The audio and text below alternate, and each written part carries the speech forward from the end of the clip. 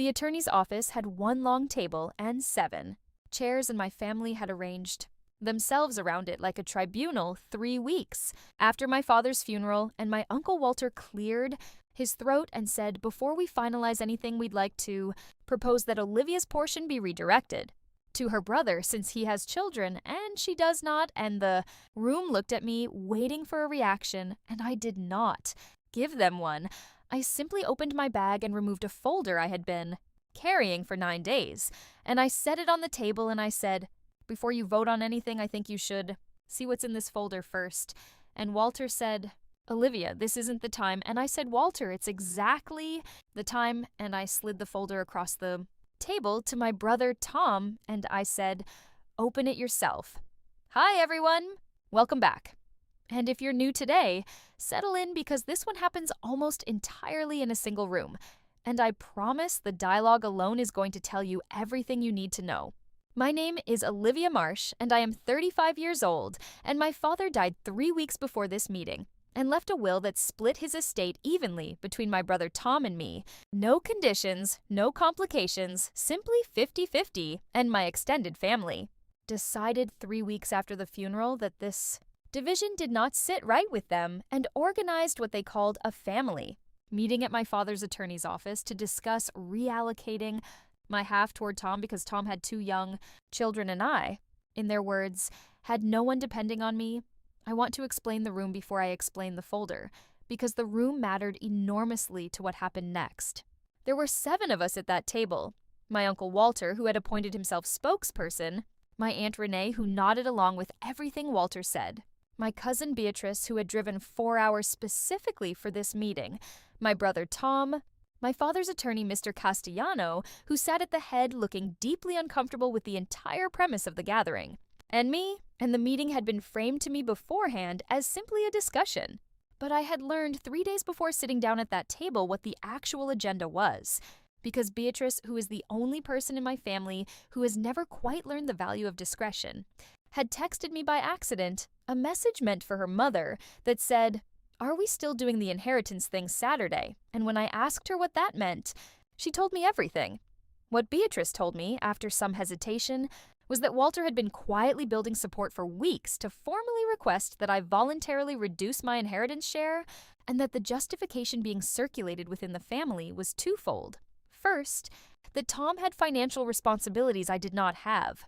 And second, something I had genuinely not anticipated, which was that Walter had been telling people that Tom had been the one managing our father's care during his final 2 years, sitting with him through doctor's appointments and handling his medications, while I, according to Walter's version, had been largely absent and uninvolved, and that this caregiving imbalance justified an inheritance imbalance.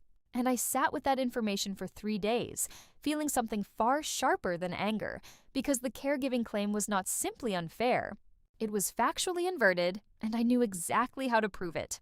The truth, which I had never publicized, because I did not believe caregiving should be a competition documented for credit, was this.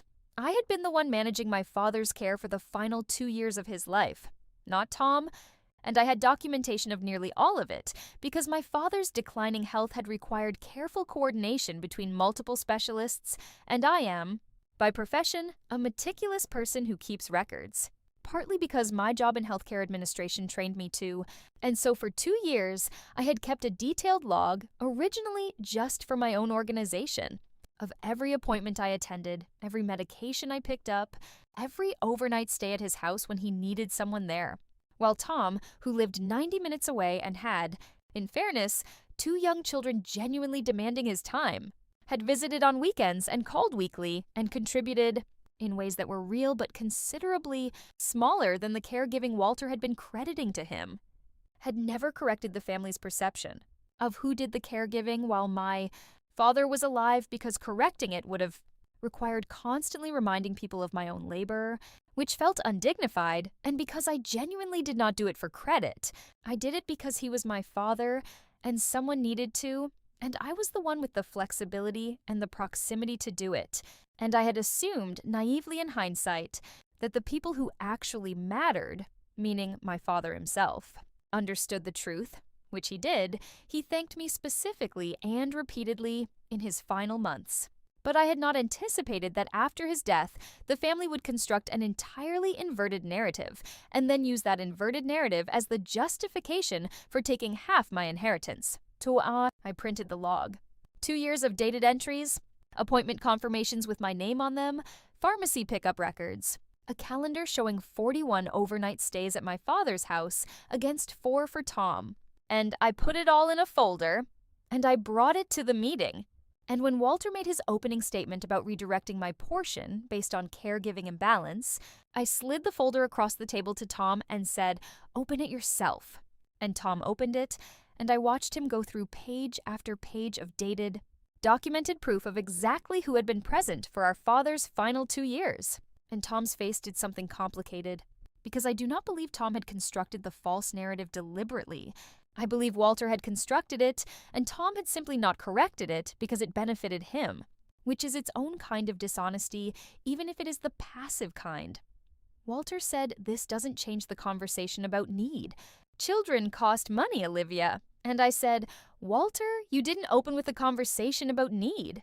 You opened with a justification built on a lie about who cared for my father. And if we're going to talk honestly about need versus contribution, I would like the contribution part to be accurate first. And Mr. Castellano, who had been silent through all of this, finally spoke and said, for what it's worth, I want to note for the record that your father's will was unconditional and specific. He did not leave room for family discretion on this matter. This meeting has no legal standing regardless of what's decided here today. And the room went quiet, and Renee, who had nodded along with everything Walter said for the entire meeting, looked at the folder still open in front of Tom and said, Walter, you told me Tom had been doing all of it. And Walter did not have an answer for that. Tom closed the folder slowly and looked at me and said, Liv, I didn't know you kept records like this. And I said I kept them for myself, Tom, not for this. And he said, I should have corrected people when they said I was the one handling things. And I said, yes, you should have. And he said, I'm sorry, and I believed him. Because Tom's failure here was a failure of passivity rather than active malice, which does not excuse it, but does explain why the apology felt genuine rather than strategic. And Walter, for his part, offered nothing close to an apology. He simply said, well, I think we've covered what we needed to cover, and gathered his things and left. And Beatrice, who had accidentally started this entire correction by texting the wrong person, caught my eye on her way out and mouthed, I'm sorry. And I shook my head slightly because she had nothing to apologize for. She had simply told me the truth, which was more than I could say for several other people in that room. The estate distributed exactly as my father had written it, 50-50 with no further family discussion. And Tom and I have spoken more honestly in the months since than we had in years prior, partly because the folder did something neither of us expected, which was force an actual reckoning with who our father's final years had really looked like. And Tom told me at Christmas that he had started keeping his own records now, of small things, school pickups and doctor's visits with his kids. Not for any inheritance reason, but because watching what documentation revealed about our family's willingness to rewrite history made him want a clearer record of his own life going forward.